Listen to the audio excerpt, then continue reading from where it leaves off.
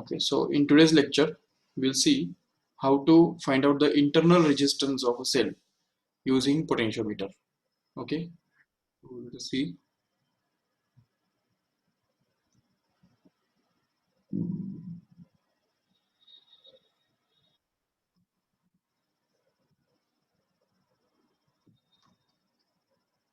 Okay, तो देखो potentiometer use करके इंटरनल रेजिस्टेंस कैसे ढूंढने का, तो वो हमको आज के लेक्चर में डिस्कस करना है।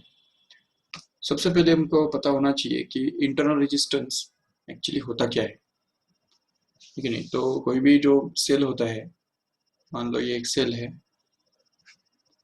और उसको हमने अगर सपोज एक सर्किट के अंदर लगा दिया, ये आर इतने रेजिस्टेंस के साथ इसको अटैच कर दिया, तो होता ऐसा है कि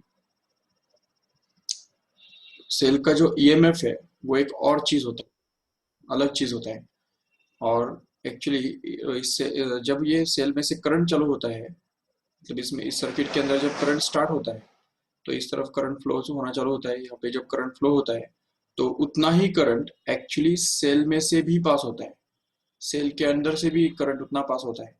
और जब सेल के अंदर से करंट पास होता है तो वो सेल का जो मटेरियल है वो भी उसको कुछ ना कुछ अपोज करता है, and that opposition offered by the material of the cell to the flow of current actually is called as the internal resistance of every cell। ये जो है ये internal resistance कहलाता है। It is denoted always by small r, remember, and because of that only the current in the circuit is always found to be less than it is expected। जितना हम expect करते हैं तो उससे कम current हमको मिलता है प्रैक्टिकल में।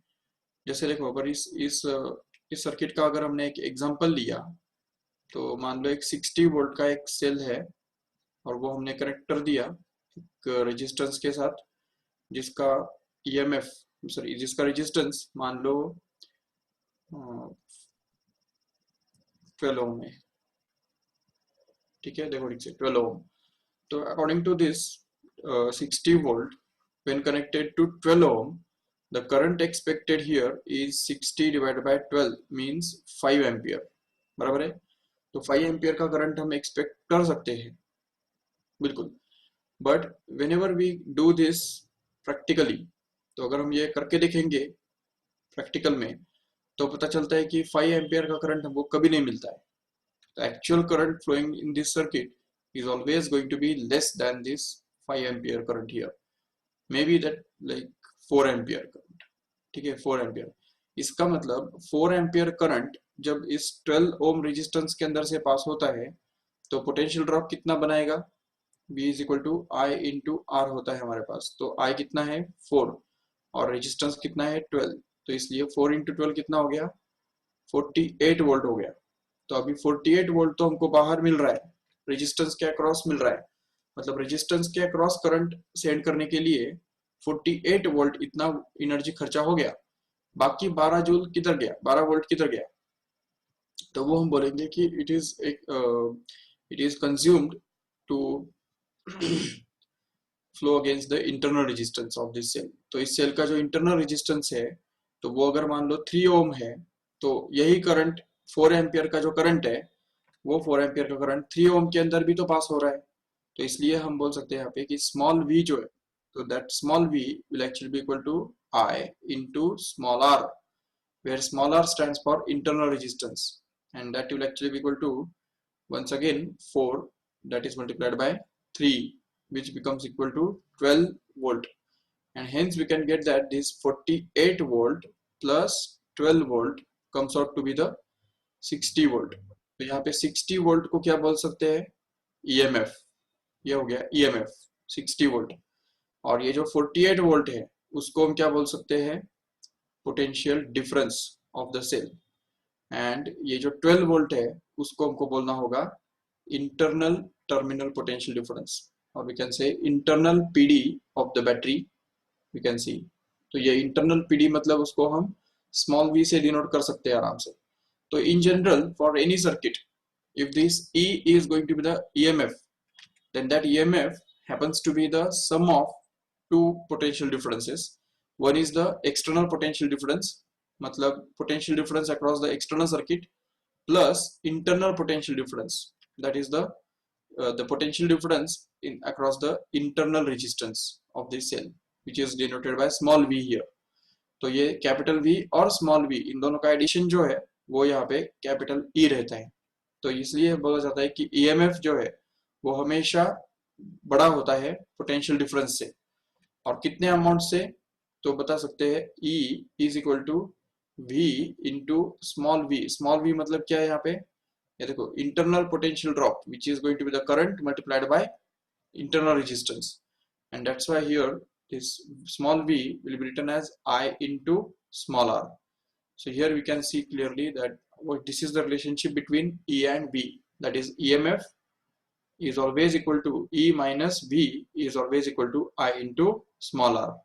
ये जो इक्वेशन है ये बहुत इंपॉर्टेंट इक्वेशन होता है, इसको चाहिए तो इक्वेशन नंबर 1 बोल सकते हैं।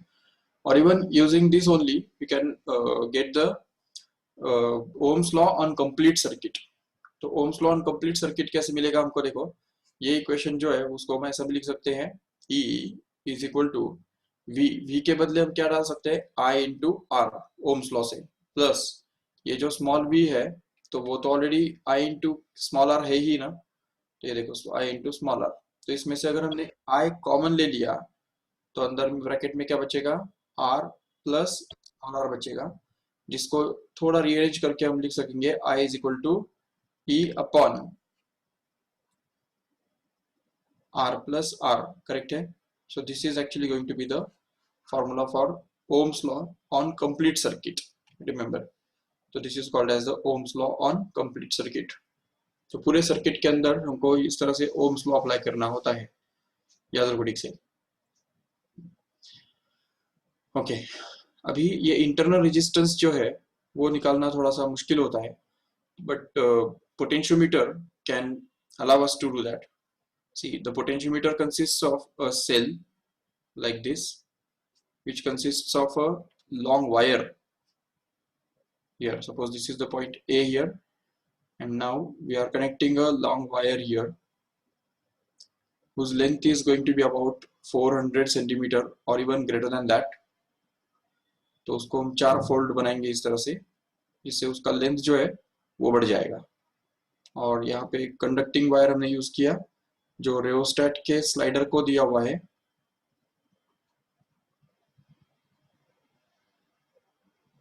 और यहाँ पे की भी हमने लगा के रखा है ताकि करंट को हम स्विच ऑन स्विच ऑफ कर सके आराम से।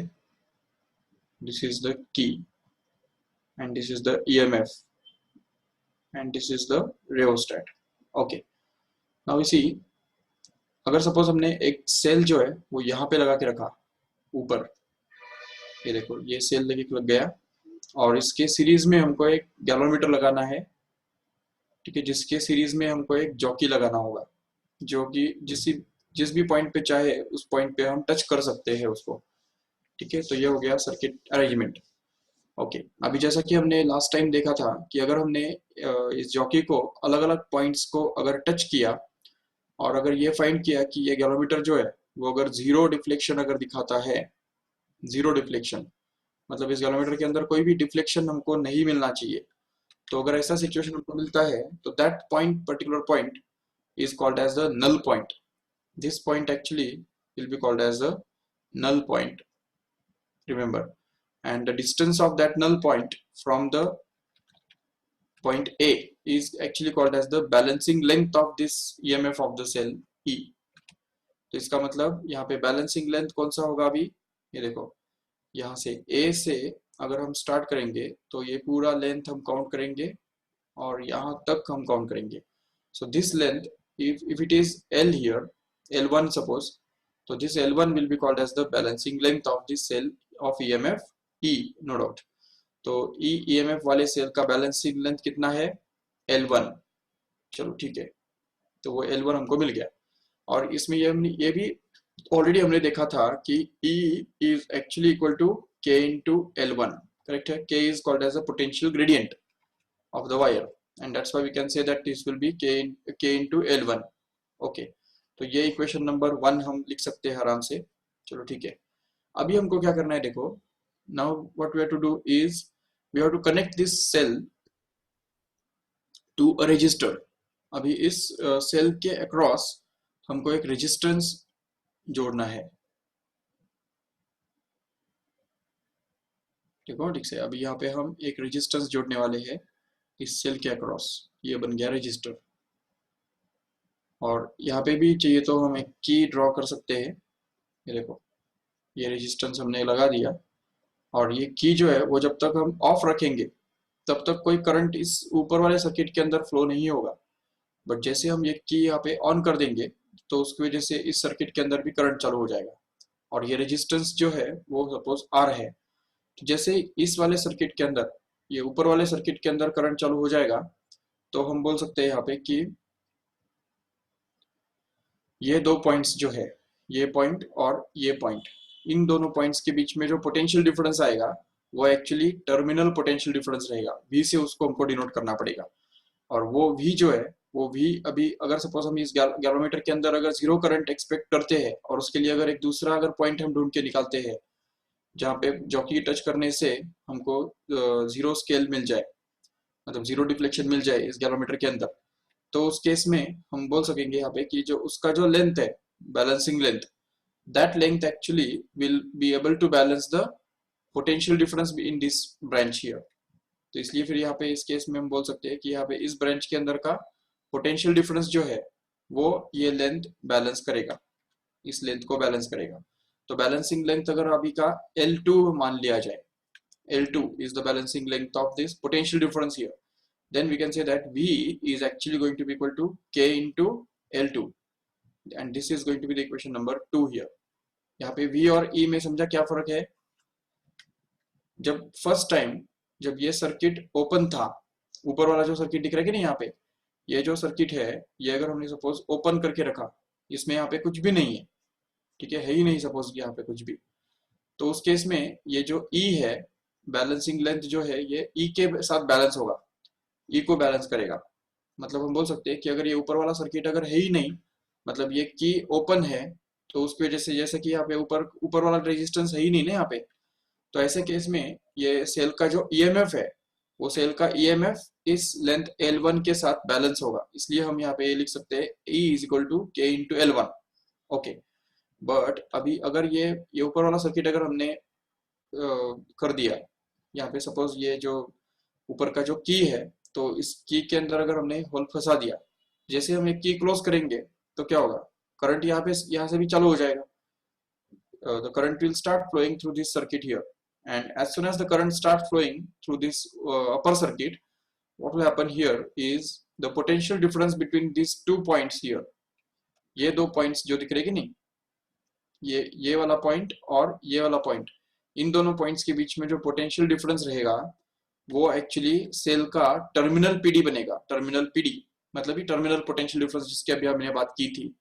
तो इन दोनों पॉइंट्स के बीच में का जो पोटेंशियल डिफरेंस भी बन रहा है वो भी को हमको बैलेंस करना पड़ेगा। और अगर हमने बैलेंसिंग लेंथ ढूंढ के निकाला और वो अगर हमको L2 मिल गया, तो वो L2 ऐसा होगा जो इस V के साथ बैलेंसिंग रहेगा, E के साथ नहीं, V के साथ। क्यों? क्योंकि अभी यहाँ पे इस सर्किट के अंदर भी करंट चालू हो गया है, तो इसलिए उस केस में हम बोल सकते हैं कि V is equal to K into L2, जबकि पहले क्या था, E is equal to K into L1 ऐसे था। तो ये दो इक्वेशंस हमको ऑलरेडी मिल गए हैं बाय जस्ट प्रेसिंग दिस की here.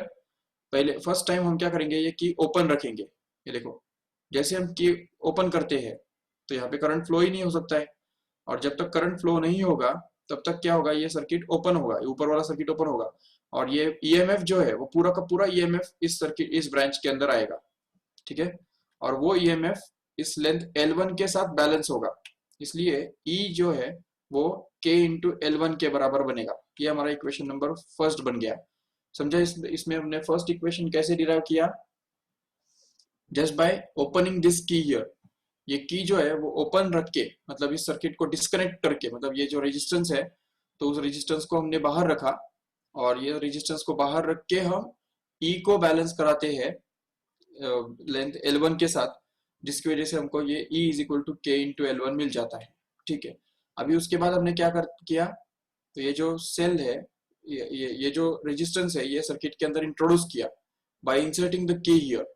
As soon as this key is closed, what happens is the circuit is current starts flowing through this branch also, and as soon as the current starts flowing through this branch, what happens is the potential difference between these 2 points become the PD, terminal PD of the cell, which is denoted by V here. And if now we say, find the balancing length now, which is denoted by L2 here, then that L2 will be balancing this V and not E here.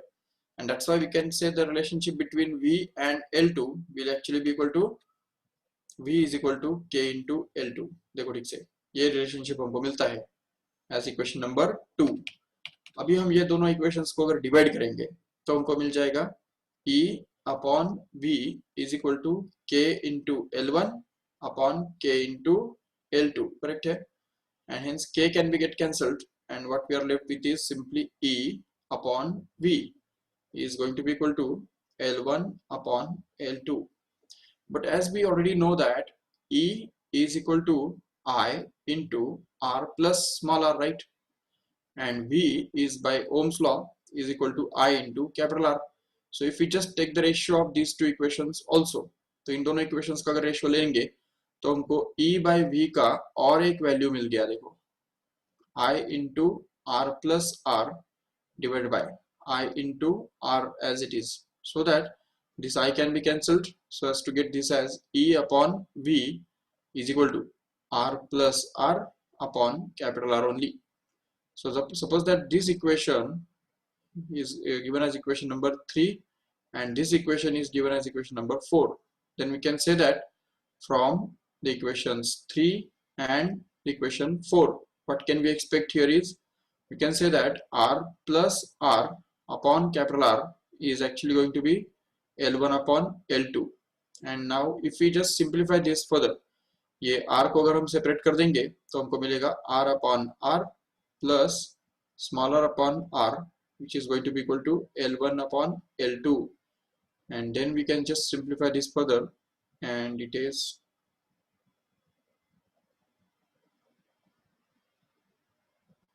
so what can we get next is, so see here in the next step it will become ये R cancel हो जाएगा और हमको मिलेगा 1 plus R upon R is going to be actually equal to L1 upon L2, and this one can be transferred in that side so that it becomes -1, and hence we can get this as R upon capital R is equal to L1 upon L2 minus 1, and hence R upon capital R becomes actually equal to L1 minus L2 upon L2. And this is, even we can just transfer this R in also that side, so that we get this small r is equal to R into L1 minus L2 upon L2. This is actually going to be the formula for finding the internal resistance of a cell using potentiometer. Just write down this fast. This is the derivation which may be asked for 4 marks in exam. तो ये 4 mark का derivation है.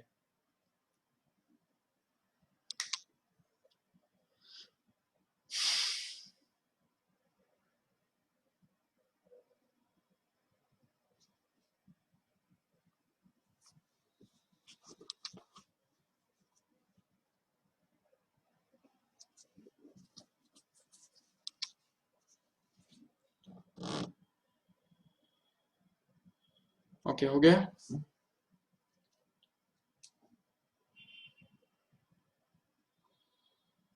ठीक है, screenshot ले लिया इसका. चलो, so next topic here is about the applications of potentiometer. तो यहाँ पे हमको पोटेंशियोमीटर के एप्लीकेशंस जो है वो देखने हैं.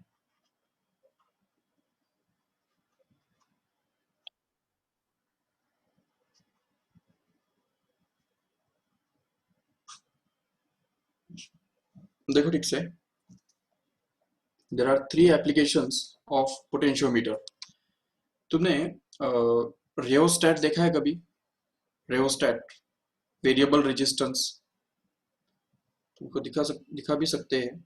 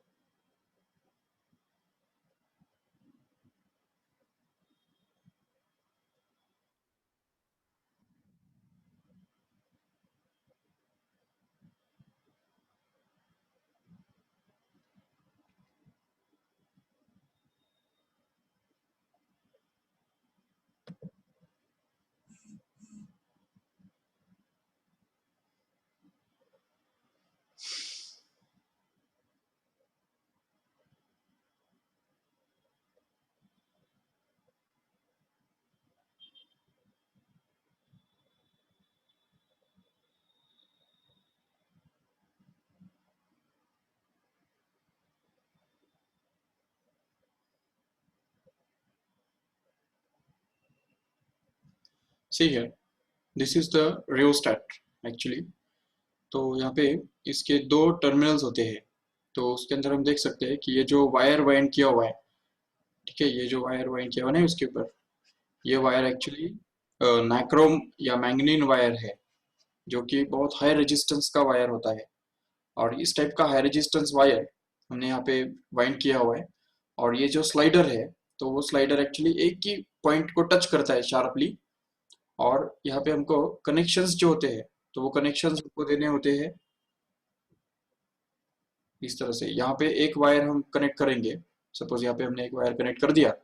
और यहाँ पे सपोज एक हमने सेल कनेक्ट किया, और सेल का जो दूसरा टर्मिनल है, तो वो हम कनेक्ट कर देंगे सपोज ये दूसरे वाले पॉइंट के साथ यहाँ पे। तो ये देखो, ये इस तरह से हमने कनेक्ट कर दिया। और आउटपुट जो है, आउटपुट दिखाई दे रहा है तुमको? नहीं तो थोड़ा सा पेन थिक करेंगे। ये देखो, यहाँ पे हमने एक वायर यूज किया और यहाँ पे सेल कनेक्ट किया, और ये सेल का जो नेगेटिव टर्मिनल है वो कनेक्ट कर दिया इधर दूसरे एंड पॉइंट की तरफ। ओके, अभी आउटपुट जो है, वो आउटपुट हमको लेना है ये सेल का जो नेगेटिव टर्मिनल है। तो ये देखो, यहाँ पे जो नेगेटिव टर्मिनल है यहाँ पे ये, तो इसमें से, और यहाँ पे ये जो स्लाइडर होता है, तो इस स्लाइडर को भी एक कनेक्शन करने के लिए एक जगह होती है यहाँ पे। तो उसको यूज करके हमको यहाँ पे लेना है। और यहाँ पे बल्ब जो है वो हमको यूज करना है। सपोज ये बल्ब है यहाँ पे,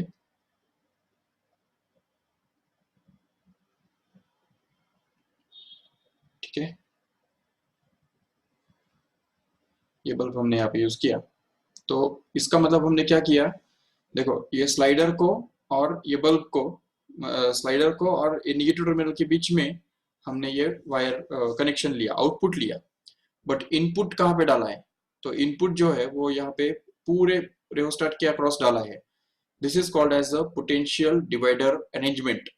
see here, potential divider arrangement. Why? Because if we start this slider and if we just move this slider towards left side here, sorry, right side here, what will happen here is number of turns will decrease, right? तो number of turns, यहाँ पे अगर slider को हमने रख दिया, यहाँ से इस तरफ अगर शिफ्ट कर दिया उसको, तो यहाँ पे इन दोनों पॉइंट्स के बीच में पोटेंशियल डिफरेंस जरूर कम रहेगा, जरूर, क्योंकि इन दोनों पॉइंट्स के बीच में ऑलरेडी ज्यादा पोटेंशियल डिफरेंस रहेगा, क्योंकि वो पॉइंट्स दूर है। नंबर ऑफ टर्न्स इन दोनों पॉइंट्स के बीच में ज्यादा आते हैं। जबकि ये अगर स्लाइडर यहाँ पे आ गया, तो नंबर ऑफ टर्न्स यहाँ दोनों के बीच में बहुत कम आएंगे। इसकी वजह से यहाँ पे पोटेंशियल डिक्रीज हो जाएगा। और ये पोटेंशियल डिक्रीज कर पाना, ये इसका एक सबसे बड़ा फायदा है। मतलब इसका एप्लीकेशन जो है वो यही है कि we can change the potential or potential difference between the 2 points just by sliding this slider to and fro। तो अगर हम सपोज ये स्लाइडर इस तरफ अगर शिफ्ट करेंगे, तो नो डाउट ये जो पोटेंशियल डिफरेंस है वो कम होगा। बट अगर इस स्लाइडर को हमने इस तरफ शिफ्ट किया, तो क्या होगा, जैसे हम ये स्लाइडर यहाँ पे अगर रख देते हैं, तो ऑब्वियसली ये पॉइंट और ये पॉइंट, इन दोनों के बीच में जो पोटेंशियल डिफरेंस है वो बहुत ज्यादा होगा, और उसकी वजह से पोटेंशियल डिफरेंस इन दोनों पॉइंट्स के बीच में का बढ़ जाएगा। So at a time we can just increase and decrease the potential by just sliding this slider to or fro in this way, and this is the benefit of potentiometer। मतलब ये जो rheostat है, actually rheostat is a best example of potentiometer only। तो वो potentiometer का ही वो example है। इसको अगर हम डायग्रामेटिकली अगर ड्रॉ करना चाहते हैं तो वो इस तरह से कुछ कर सकते हैं, देखो। तो उसको हम लिख सकते हैं यहाँ पे ऐसे, जिसमें सपोज ये बैटरी है हमारे पास,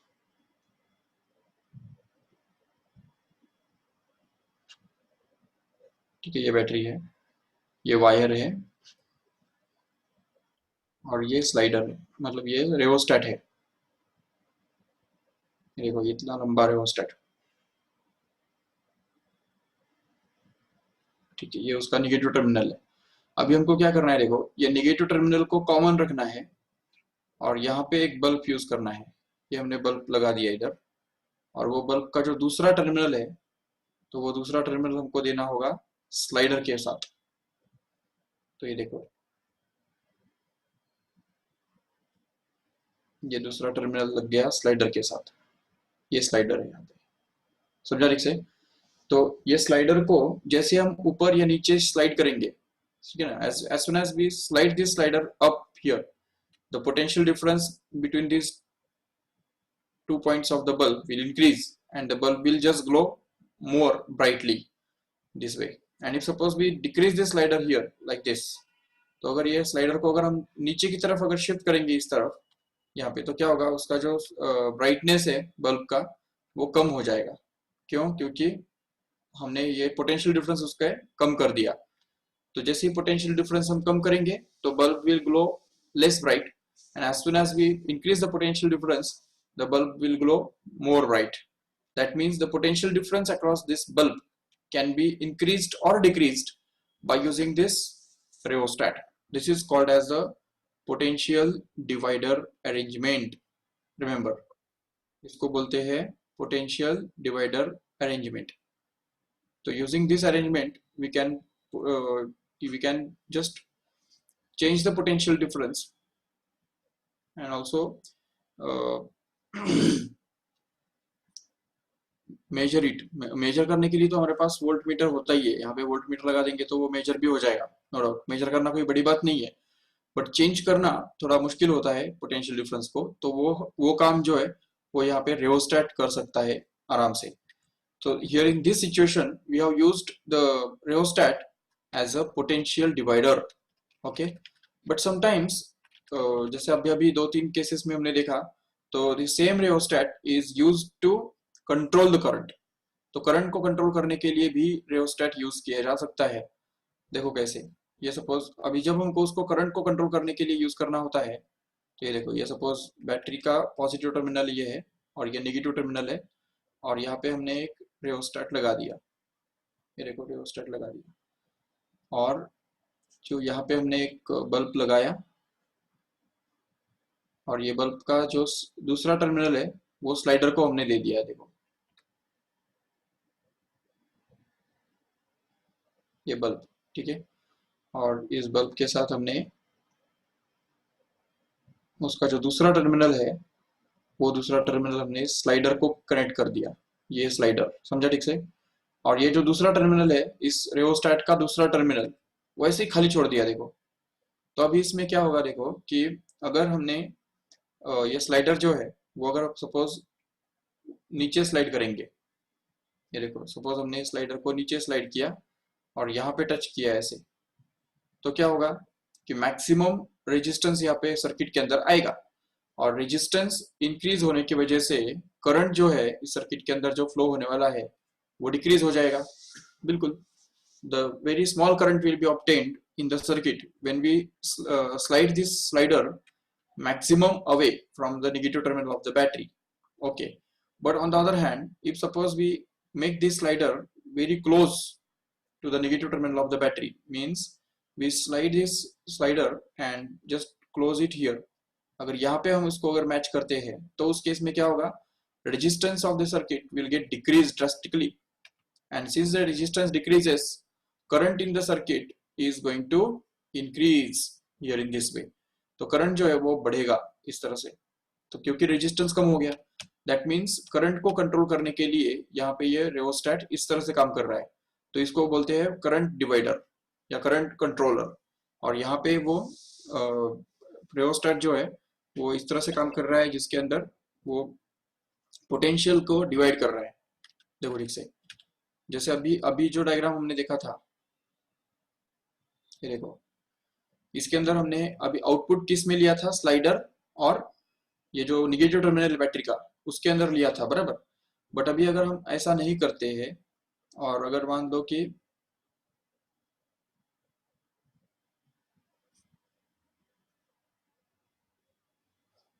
ये देखो, ये हम कैंसिल करेंगे पूरा,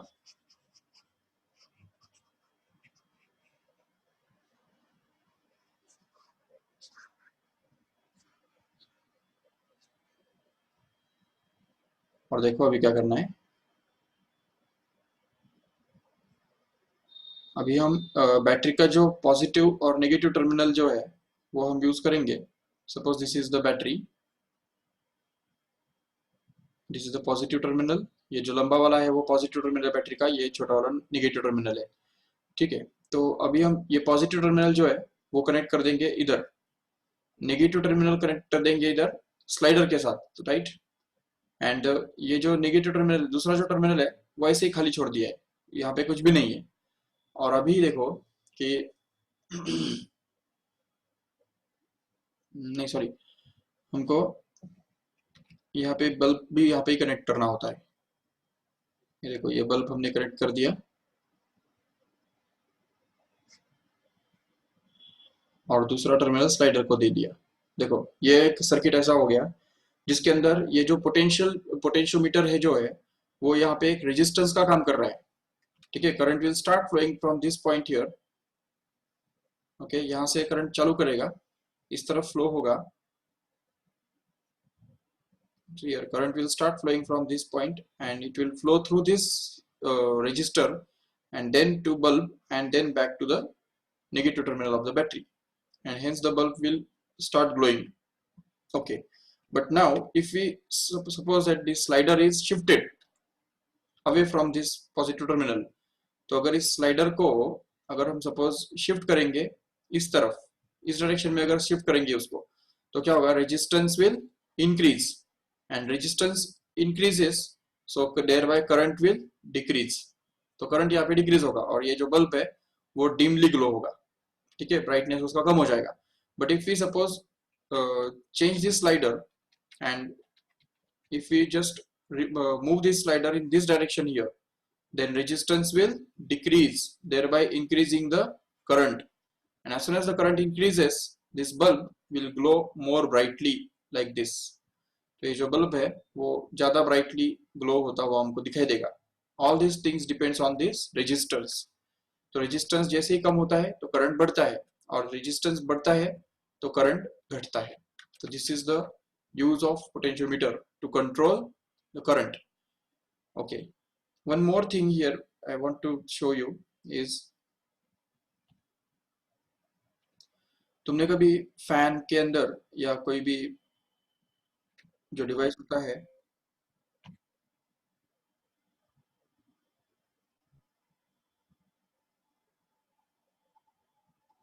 ये देखो ये डिवाइस देखा है कभी, इस टाइप के घुमाने के पोटेंशियोमीटर्स देखे हैं तुमने?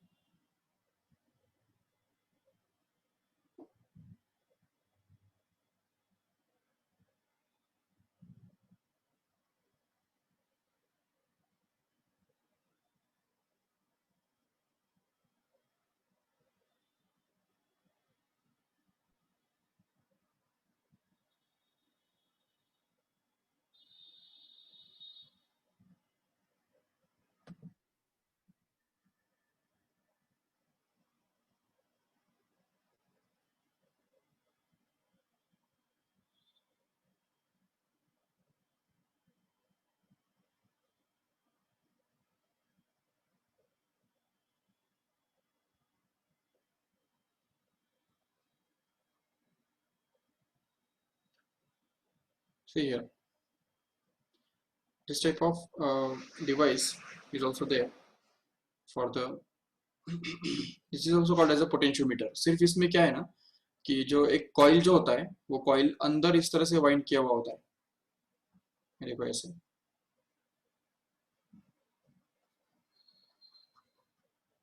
ये कॉइल और ये उसके दो टर्मिनल्स है, और एक स्लाइडर होता है जो घूमने वाला स्लाइडर होता है एक्चुअली, मेरे को ऐसे, और उसको कनेक्शन बीच में होता है, ऐसे यहाँ पे कनेक्शन होता है।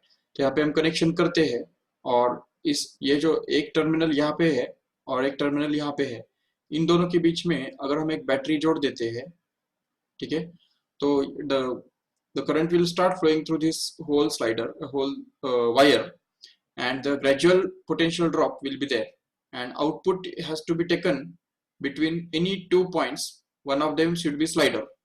तो स्लाइडर के साथ हमने एक पॉइंट लिया, मान लो कि ये अभी हम ये ले रहे हैं, आउटपुट ले रहे हैं, तो आउटपुट हमने यहाँ पे इस पॉइंट के बीच में, चलो ये पॉइंट और निगेटिव टर्मिनल सपोज ये है, तो ये नेगेटिव टर्मिनल, इन दोनों के बीच में अगर हमने आउटपुट लिया तो यहाँ पे हम एक बल्ब अटैच कर सकते हैं, और ये जो बल्ब है तो वो इस तरह से ग्लो होगा, देखो ठीक से। So this type of connection can be done here. तो अभी इसमें इससे क्या होगा, देखो कि फिर से एक बार अगर ये स्लाइडर को हमने अगर टर्न किया, जैसे हम उसको घुमाते हैं, तो नॉब को अगर घुमाएंगे तो उससे क्या होगा कि ये जो रेजिस्टेंस पोटेंशियल डिफरेंस है, इन दो पॉइंट्स के बीच में का जो पोटेंशियल डिफरेंस दिख रहा है कि नहीं, ये देखो, ये दोनों पॉइंट्स के बीच में जो पोटेंशियल डिफरेंस है, तो वो पोटेंशियल डिफरेंस के डिपेंडिंग के बेसिस पे हमको यहाँ पे वोल्टेज मिलेगा। मतलब समझो ये हमने आउटपुट लिया है और आउटपुट के अंदर हमने ये बल्ब कनेक्ट करके रखा है, ये सपोज बल्ब है, ठीक है, तो वो ग्लो होगा सपोज, ओके। अभी अगर सपोज हम ये स्लाइडर को अगर घुमाते हैं, इसको अगर इस तरफ टर्न करेंगे, तो क्या होगा, सीधी बात ये कि ये देखो, जैसे इस स्लाइडर को हमने इस तरफ टर्न किया, तो समझो उसको हमने ऐसे ऐसे कर दिया है, देखो ठीक है, तो यहाँ पे टच हो गया वो। तो ऐसे केस में क्या होगा, देखो कि ये जो पूरा पार्ट है, ये पूरा पार्ट, इसके अंदर जितना भी पोटेंशियल डिफरेंस आता है, वो पोटेंशियल डिफरेंस इस बल्ब के अंदर आएगा, जिसकी वजह से ये बल्ब जो है वो और ज्यादा ग्लो होगा, देख सकते हो ठीक से, the bulb will glow more brightly if suppose we still further increase this slider. मतलब ये स्लाइडर जो है वो हम और अगर सपोज आगे जाके ये करते हैं, रोटेट करते हैं, तो इस स्लाइडर को अगर हमने सपोज यहाँ तक रोटेट किया है, देखो यहाँ तक, तो क्या होगा, तो ये जो पूरा पार्ट है, ये जो पूरा पार्ट है, इस पूरे पार्ट के अंदर जितना भी पोटेंशियल डिफरेंस है, तो वो इस बल्ब के अंदर आ जाएगा, जिसकी वजह से ये बल्ब और ही ज्यादा ब्राइटली ग्लो होगा, समझ सकते हो ठीक से। तो जितना हम ये बल्ब, मतलब ये स्लाइडर जो है वो हम टर्न करते जाते हैं, तो उतना ये बल्ब जो है वो ज्यादा ग्लो करेगा, और जितना ये बल्ब हम जितना स्लाइडर को उस तरफ शिफ्ट करते हैं, उल्टा डायरेक्शन में घुमाते हैं, तो वहाँ पे हमको पोटेंशियल डिफरेंस कम मिलेगा, जिसके कारण वहाँ पे हमको कम पोटेंशियल डिफरेंस, मतलब वो ब्राइटनेस भी उसका कम हो जाएगा।